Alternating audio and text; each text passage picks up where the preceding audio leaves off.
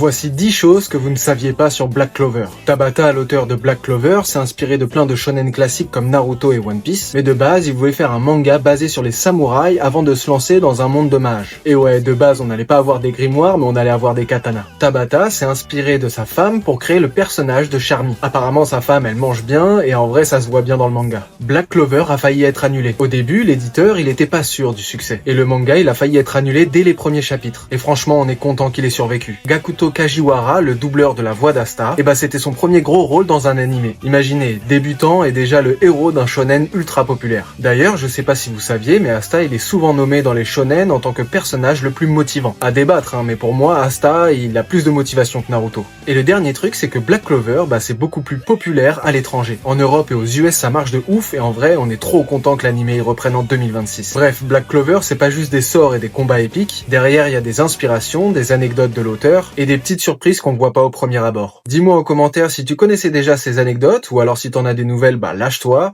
En tout cas, n'hésitez pas à vous abonner, on fait des vidéos manga et animés tous les jours.